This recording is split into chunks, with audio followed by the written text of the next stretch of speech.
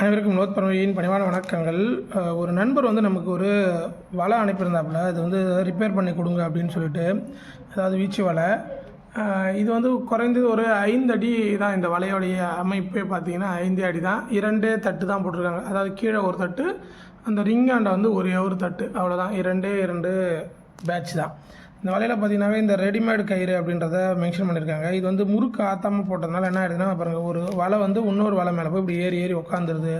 விசிறும் பொழுது ரொம்ப சிரமமாக இருக்குது சார் அப்படின்னு சொன்னாப்புல. ஆனால் இந்த வலை வந்து ரொம்ப சின்ன வலை. இது உள்ளே வந்து பார்த்திங்கனாக்கா நம்ம நார்மல் வந்து ஒரு 6x3 உள்கவர் வந்து நூலில் கொடுத்துருக்காங்க, அதான் நைலானில். இந்த வலை வந்து வாட்டுறது, அதாவது விசுறது வந்து எளிதாக இருக்கும். பட் என்ன அப்படின்னா, வலை வந்து ரொம்ப சுற்றலை வந்து ரொம்ப சின்னதாக இருக்கும்.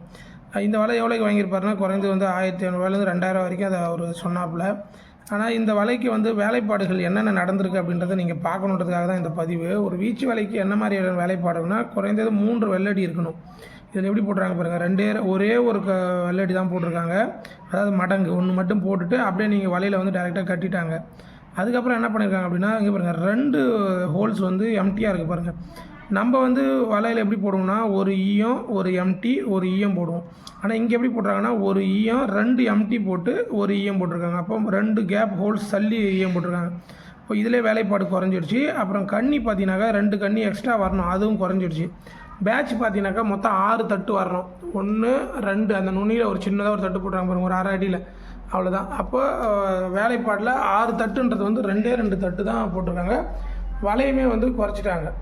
உள்கயிறு அப்படின்னு பார்த்தீங்கன்னாக்கா, உள்கயிறு வந்து உள்ள நூலில் கொடுத்துட்டாங்க. அதே போல் சுற்றுக்கயிறு வந்து ஓரளவுக்கு ரொம்ப இதாக போட்டுட்டாங்க. இப்போ நம்ம இவங்களுக்கு சுற்றுக்கயிறு மட்டும் கீழ்கயிறு ரெடிமேடு மாத்திரம். ஏன்னா இது வந்து அவ்வளோ சீக்கிரமே மாட்டாது, அதனால் கொஞ்சம் இந்த கயிறு போட்டு விட்டுறோம். ஏன்னா அவர் வந்து ஆரம்ப ஸ்டேஜ் அப்படின்னால. அதே போல் கை கவர் வந்து ரெடிமேடாக வாங்குவாங்களே, இது மாட்டுக்கெலாம் பயன்படுத்துவாங்க. பார்த்தா தெரியும், ஒரு 6ஆம் நம்பர் கயிறு பெருசு, பார்த்தா தெரியும்னு நினைக்கிறேன். இதை வந்து நம்ம யூஸ் பண்ண மாட்டோம். நம்ம வந்து யூஸ் பண்ணுறது பூரா முறுக்கு கயிறு யூஸ் பண்ணுறது. நம்மளுடைய வலை வந்து உங்களுக்கு நீங்கள் எல்லாருக்கும் பார்த்துருப்பீங்க. எதுக்கு இந்த பதிவு கொடுக்குறோம் அப்படின்னா, ஒரு பொருள் வாங்கும்பொழுது வீச்சு வலையினா நம்ம சும்மா வாங்கி வீசுகிறோம் அப்படின்றதுக்காக எல்லோரும் என்ன பண்ணுவாங்க, ஏதோ ஒரு பொருள் கொடுத்தா போதும் அப்படின்னு வாங்கி நீங்கள் வீசுறதுக்கு முயற்சி பண்ணுறீங்க. ஆன்லைன்லேயுமே கொடுக்குறாங்க அப்படின்றது, கம்மியாக கொடுக்குறாங்க அப்படின்னு. சாதாரணமாக நீங்கள் ஒரு வீச்சு வலை அப்படின்னு வாங்கணும்னு நினைக்கிறீங்க அப்படின்னா, குறைந்தது 4500 ரூபாய்க்கு மேலே நீங்கள் வலை வாங்கினா தான் அது நல்லாயிருக்கும். அந்த வலை எப்படி இருக்கும் அப்படின்னா, வெள்ளடி வந்து 3 கண்ணி இருக்கணும்.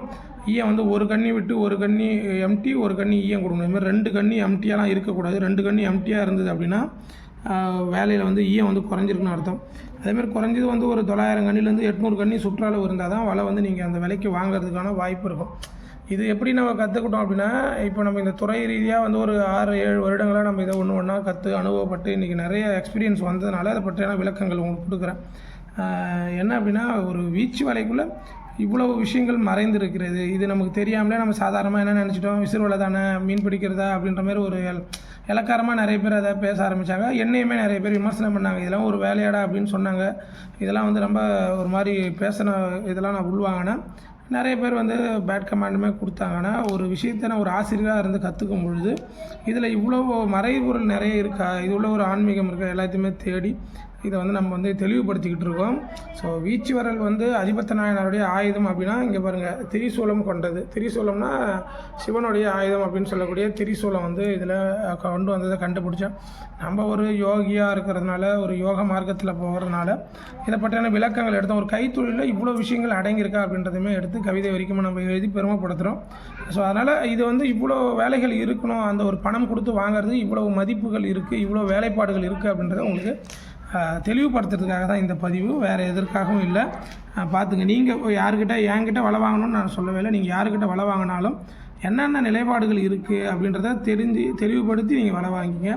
ஒவ்வொரு நாட்டிலும் ஒவ்வொரு மாதிரி. இப்போ இந்தியா நாட்டில் இந்த மாதிரி கல்ச்சர் பயன்படுத்துகிறோம். இதிலே பார்த்திங்கன்னா மாநிலம் விட்டு மாநிலத்தில் வந்து வலைகள் மாற்றி பயன்படுத்துகிறாங்க. சில மாநிலங்களில் பார்த்திங்கன்னா, இப்போ ஒரிசா பீகார்லாம் இந்த உள்கவர் இல்லாமல் இப்படி மடக்கி வச்சு கட்டியிருப்பாங்க. ஸோ அது மாதிரி நிறைய வேறுபாடுகள் இருக்குது. நமக்கு தமிழகத்து, புதுச்சேரி இந்த சார்ந்த இருக்க பகுதிகளில் நம்ம உள்கவர், அதாவது சூளக்கயிறு வந்து அதிகப்படியாக இருக்கும். சூளம் இருக்கணும் அப்படின்னா நம்ம வீச்சு வலையில் சிவனுடைய ஆயுதம்னு சொல்லக்கூடிய திரிசூலம் வந்து கம்பல்சரி இருக்கும். அதனால் அதுக்கு வந்து மதிப்புகள் கொஞ்சம் கூடுதலாக இருக்கும். ஏன்னா இந்த திரிசூலத்துக்கு தான் பலம் ஜாஸ்தி அப்படின்றத சொல்லி இதை மேக் பண்ணிட்டு வரோம். ஏன்னா இது வந்து இந்த சூளக்கயிறு இருந்தால் மட்டும்தான் அந்த வலையை வந்து மடக்கி எடுத்துகிட்டு வரும் அப்படின்றத ஒரு ஐதீகமாக கொண்டு பண்ணிகிட்ருக்காங்க. சூளக்கயிறு இல்லாமல் சில பகுதியில் பயன்படுத்துகிறாங்க. அது நமக்கு அதை பற்றியான புரிதல் வந்து மக்களுக்கு கொடுத்துட்ருக்கோம். ஏன்னா மடக்கி வச்சு ஒரு கயிறு வலை யூஸ் பண்ணுறோம்னா அதில் நிறைய இடர்பாடுகள் இருக்குது. சூளக்கயிறுனா நம்ம வலையை வந்து ஹேண்டில் பண்ணுற விதம் நல்லாயிருக்கும் அப்படின்றதுக்காக பண்ணிகிட்ருக்கோம். புரியும் நினைக்கிறேன். ஏதாவது சந்தேகங்கள் இருந்தால் தொடர்பு கொள்ளுங்கள். வாழ்க யோகம், யோகம் வரட்டும். அடுத்த பதிவில் கண்டிப்பாக சந்திக்கிறேன். நன்றி.